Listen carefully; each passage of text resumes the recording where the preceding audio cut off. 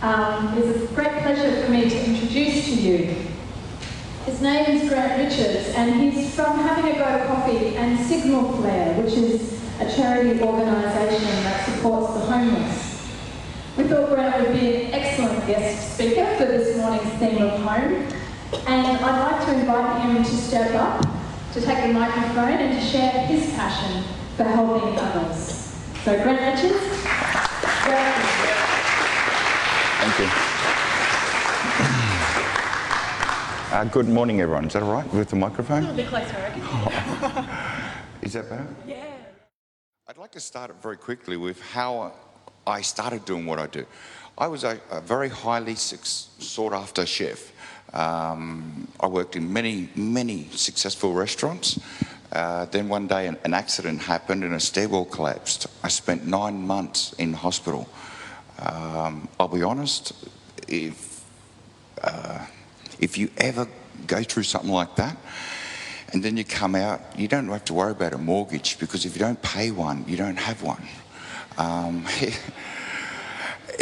That always gets a laugh, but it wasn't funny. So I very quickly became homeless. But more than that, I had multiple injuries. I had a big back brace, a walking frame. I'd pretty much given up on everything. Any friends and great mates that I had disappeared very quickly.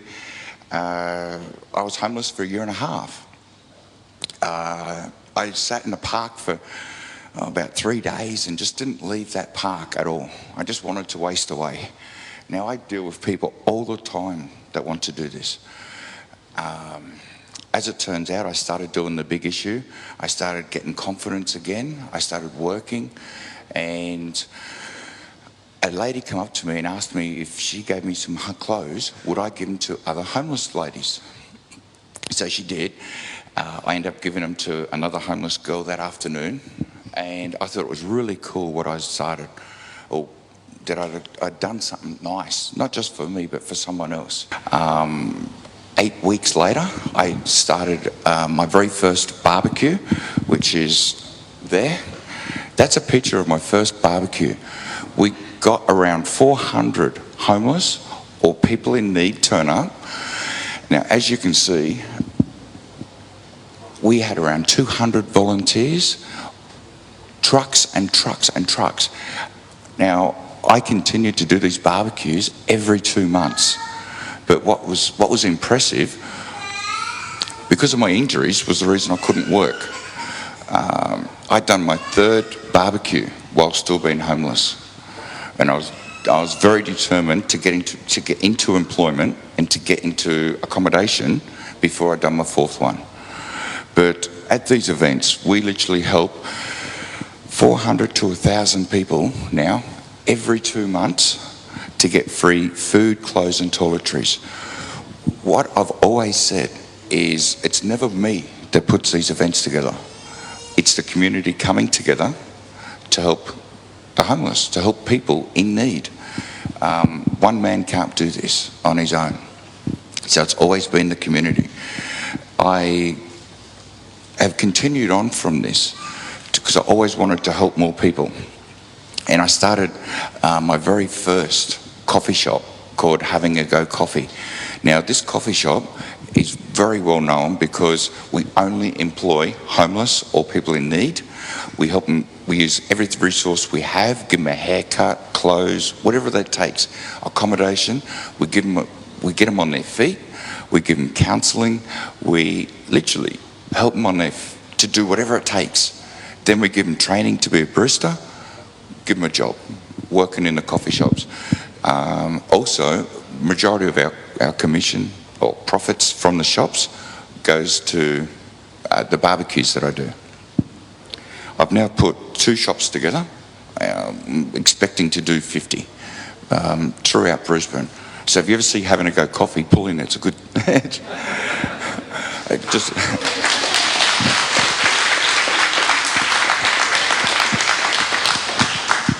I had to give myself a plug, come on. Okay, I'm working on a new project at the moment, which is solely the heart of the community. What I'm putting together is a brand new shop, which is a thrift shop, like a second-hand clothing store, where all the clothes, 7 days a week, are free for the homeless and people in need. Now, what I'm going to be doing is putting a coffee shop in there so the coffee shop can pay the rent. And literally, people will be donating clothes to give to the homeless for free. Now, I like to say that I'm exceptional, but I'm not. I'm just one guy. But I see exceptional people everywhere I go. What I'm hearing that you guys are putting together, are you kidding? I come to meet you guys because it's people like yourselves that inspire me to keep going and to come up with new ideas. So you're going to be hearing very soon about different projects you can be working on, or different things that you can do to, work together as a community to help people. Please. It's the most gratifying feeling you could ever have, of asking for nothing in return and helping someone to help them to get on their feet. It's a life-changing experience. Now, I know I've been told to stay within 15 minutes, so I've cut a whole lot out. But if we can just go to, that's me. One thing I never do is think small. You know how in the charity, because we're now official charity, we can collect and all that, and you've got them little, the charity collectors have that little tins. Not me.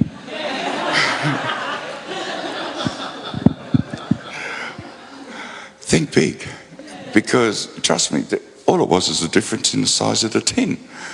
But I get a lot of smiles, I get a lot of laughs, and I get a lot more coin, because more people think it's awesome.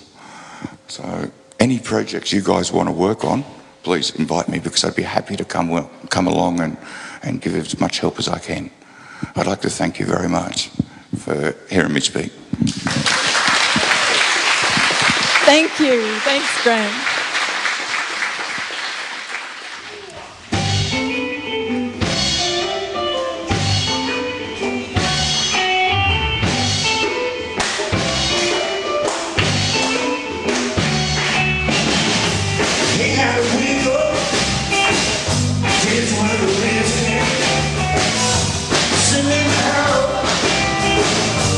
Man, I knew him, but I